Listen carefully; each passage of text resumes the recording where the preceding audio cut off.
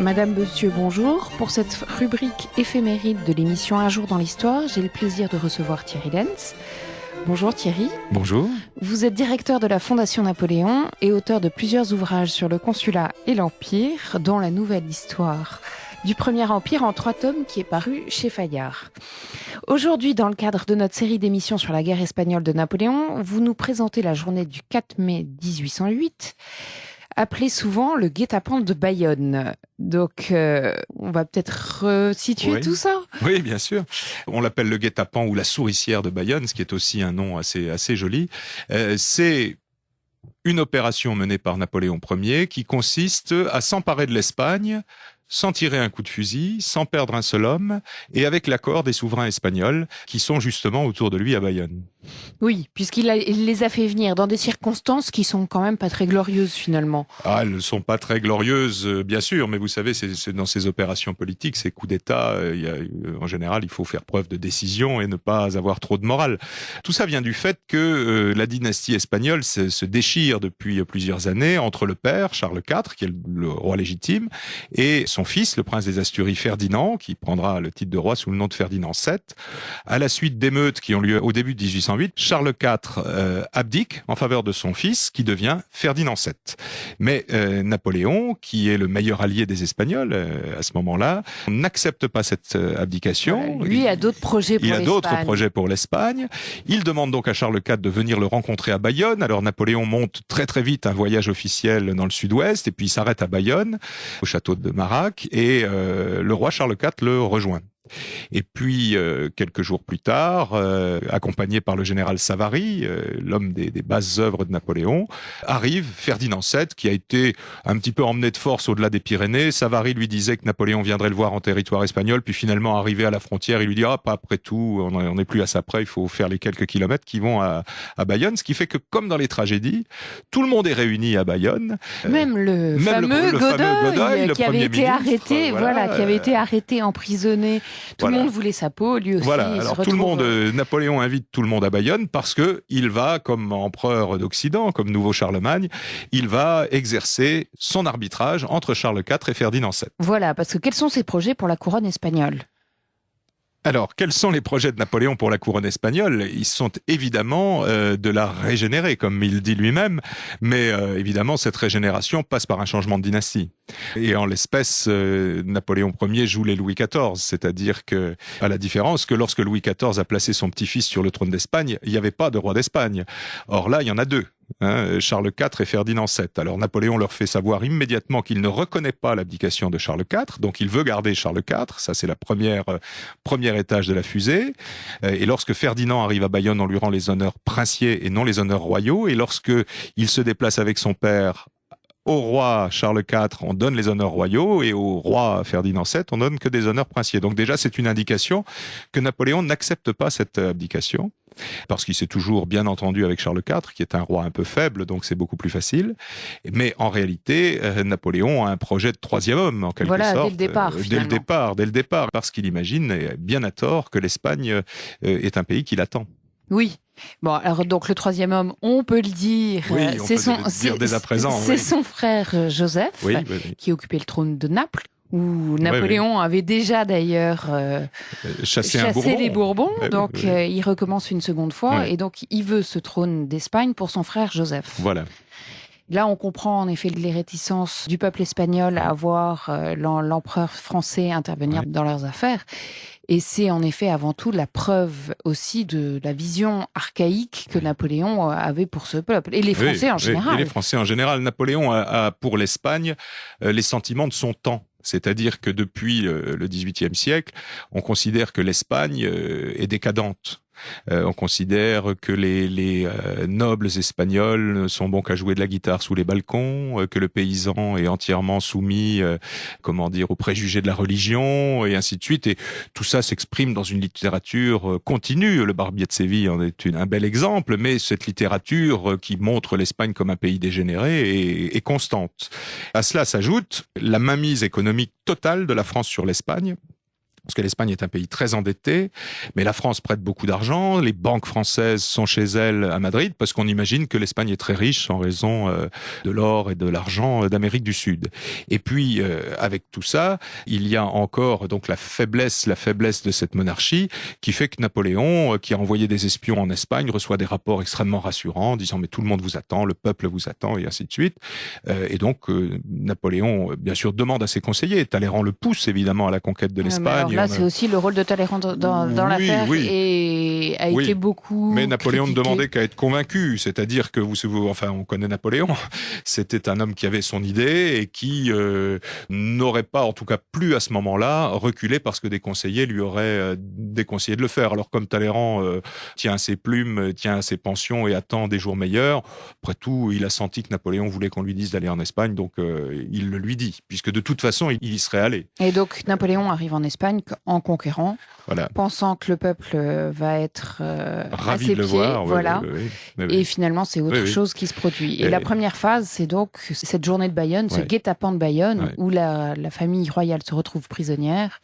Il les oblige à abdiquer. Il les oblige à abdiquer parce que, entre-temps, est arrivée à Bayonne la nouvelle de l'émeute du 2 mai à Madrid, donc, que nous avons abordée dans une autre émission. Et au moment où cette nouvelle arrive, Napoléon feint une grande colère. C'est-à-dire que publiquement, il est très en colère, mais on a sa correspondance. Or, dans sa correspondance, il est absolument pas en colère. Il félicite Murat de la vigueur avec laquelle il a réprimé l'émeute, mais il entre donc chez Charles IV en lui disant, voilà, ce sont les partisans de votre fils, donc de Ferdinand, qui ont assassiné les soldats français, je ne le tolérerai jamais, et jamais je ne reconnaîtrai un roi qui a fait tuer des soldats français. Alors Charles IV et sa femme appellent Ferdinand, et il y a une scène absolument hallucinante où le père lève la main sur son fils, la mère réclame qu'on le fasse monter à l'échafaud, enfin bref, une scène extrêmement pénible pour les familles, mais qui doit être, sur le plan politique, qui est extrêmement intéressante pour Napoléon, puisque là, il est sûr que même Charles IV vient de reprendre son abdication. Oui, alors donc Charles IV, lui, finalement, abdique à nouveau le trône qu'il avait déjà abdiqué une première fois. Oui. Ferdinand VII, lui, montre un peu plus de résistance. Il montre un peu de résistance, mais une journée de plus, si vous voulez, puisqu'on arrive après le 4 mai, on signe un traité. Alors, un traité dans lequel Charles IV remet à Napoléon, empereur des Français, tous ses droits sur la couronne d'Espagne et des Indes. Donc c'est véritablement, c'est même plus une abdication intérieure, c'est il abdique et puis il appelle Charlemagne à l'arbitrage en quelque sorte. Et puis Ferdinand, il met 1 ou 2 jours pour le faire, mais il le fera aussi, il va signer parce que tous ces gens, et je prie les auditeurs espagnols de bien vouloir m'en excuser, mais enfin toute cette dynastie des Bourbons à ce moment-là fait un peu fin de race quand même, et on n'a pas affaire à des gens qui sont ni très très courageux ni très fins politiques. Oui, alors que va faire Napoléon de la famille royale? Que va-t-il en faire? Eh bien, la famille royale, il va la traiter somptueusement, on va donner des pensions à tout le monde, on va les loger partout, et puis il a même une sorte d'ironie, Napoléon, puisqu'il décide d'affecter comme résidence à Ferdinand le château de Valençay, qui est la résidence de Talleyrand. Donc Talleyrand va se retrouver pendant 5 ou 6 ans avec sur les bras, si l'on peut dire, Ferdinand, qu'il faudra surveiller, mais qu'il va lui falloir amuser, nourrir et distraire, enfin, voilà, etc. Tout à fait. Alors, le guet-apens de Bayonne aussi pose la question de l'enjeu et de la légitimité de la guerre en Espagne. Puisque dès le départ, un des problèmes, c'est que Napoléon n'a pas de vraie raison de conquérir l'Espagne. Oui. C'est un enjeu purement dynastique. C'est un enjeu, oui, là pour le coup purement dynastique, que Napoléon évidemment réussit à camoufler par de l'idéologie. Les premières mesures qui sont prises par les Français sont extrêmement positives. Abolition de la féodalité, fin de l'Inquisition, égalité, etc. Mais je dirais que à ce moment-là, le soulèvement a déjà eu lieu. Enfin, il est déjà en cours, et donc l'alibi de libération des peuples ne tient pas tellement. C'est véritablement la nomination de Joseph Bonaparte que recherchait Napoléon.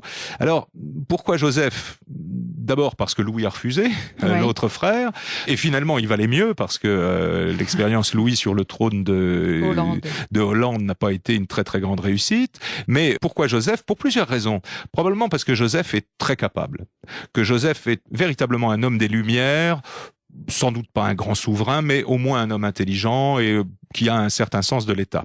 Et puis la deuxième chose qu'on oublie parfois, c'est que en mettant Joseph en Espagne, on lui impose en quelque sorte le même traité que celui qui avait été signé par Louis XIV avec Philippe V.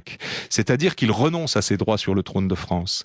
Or, en droit napoléonien, c'est possible. Vous savez qu'aujourd'hui, il y a une grande discussion entre les Anjou, les Orléans, etc., parce que les lois fondamentales du royaume ne permettent pas de renoncer à la couronne. Mais les lois napoléoniennes, si je puis dire, qui sont des lois écrites, statutaires, elles permettent, dans un certain cas, à la fois de renoncer à la couronne, d'autres fois de s'en voir privé par le chef de famille. Et là, on résout enfin ce problème de Joseph Bonaparte, qui n'a jamais accepté de renoncer à ses droits, dit-il, évidemment des droits tout frais, mais des droits quand même sur le plan constitutionnel. Et là, on a réussi, en quelque sorte, à régler aussi ce problème-là, ce qui ouvre le champ à l'adoption du fils de Louis, le deuxième, pas le premier puisqu'il vient de mourir, ou alors à une solution dynastique napoléonienne. Voilà. Mais d'ailleurs, le grand déçu dans l'affaire, c'est aussi Murat, qui lui avait été nommé lieutenant de l'empereur à Madrid, qui occupait Madrid, et qui voit la couronne d'Espagne lui passer sous le nez. Oui, alors là totalement. Alors que c'était un des personnages, il faut le rappeler, quand même, majeur de l'Empire à ce moment-là. Enfin. Oui, alors on s'est toujours un peu moqué de Murat en disant oui, il a voulu être roi d'Espagne. Puis c'est vrai que quand il l'apprend, surtout Murat fait une jaunisse, donc vous voyez comme vraiment quelqu'un qui est très déçu. Mais en réalité, quand on se met à la place de Murat, toute la famille Bonaparte est sur des trônes importants. Le fait que Joseph soit à Naples à ce moment-là, c'est un royaume très important en Europe. Murat, lui, il est grand-duc de Bergue. Alors on lui a fait un duché qui est assez vaste, etc. Mais enfin, c'est quand même un petit truc. Donc, comme il est de la famille, comme il est marié donc à Caroline Bonaparte, c'est pas stupide de sa part d'avoir pensé qu'il pourrait être roi d'Espagne. Et Napoléon, d'ailleurs, ne l'a pas démenti jusqu'au dernier moment. Et c'est justement après qu'il ait un petit peu sauvé l'armée au moment du 2 et 3 mai, après qu'il ait un petit peu pacifié les alentours de Madrid, qu'il apprend que c'est Joseph qui est nommé. Donc il fait une jaunisse, et c'est pas la première fois. Hein. Murat a fait beaucoup de jaunisses dans sa vie au moment des déceptions. Oui, tout à fait. Et autre chose, c'est que quelque part, cette guerre d'Espagne, Napoléon va au-delà des frontières naturelles de la France. Tout ça est mal perçu aussi côté français. Bien sûr. Si vous voulez, la guerre d'Espagne confirme une chose, c'est que Napoléon n'est pas l'héritier des premiers principes de la Révolution. Il n'est pas l'héritier de la Révolution qui a proclamé le droit des peuples à disposer d'eux-mêmes. On en a ici une preuve. Il n'est pas l'héritier de la Révolution qui a voulu que les Gaulois soient bien à l'aise et bien calés dans leurs frontières naturelles. Ça fait longtemps que la France a dépassé le Rhin, que la France a dépassé les Alpes avec l'annexion de l'Italie du Nord, et maintenant elle dépasse les Pyrénées. Napoléon est l'héritier de la deuxième période de la Révolution, c'est-à-dire celle du Directoire, où les armées de la République ont dépassé les frontières naturelles et où on a commencé à occuper les pays pour les rattacher ensuite à la France, alors même qu'ils étaient au-delà des frontières naturelles. Et je dirais même que la création de tous ces royaumes, c'est un peu, à l'époque de la République, on créait des républiques sœurs, à l'époque de l'Empire, on créait des royaumes frères en mettant les frères sur les trônes environnants. Voilà, écoutez, merci. On s'est un peu éloigné du guet-apens de Bayonne, mais voilà. Ce guet-apens de Bayonne, je le rappelle, qui marque donc l'abdication forcée de la famille d'Espagne par Napoléon. Merci beaucoup Thierry Lenz d'avoir répondu à l'invitation de Canal Académie. Au revoir, restez à l'écoute de Canal Académie.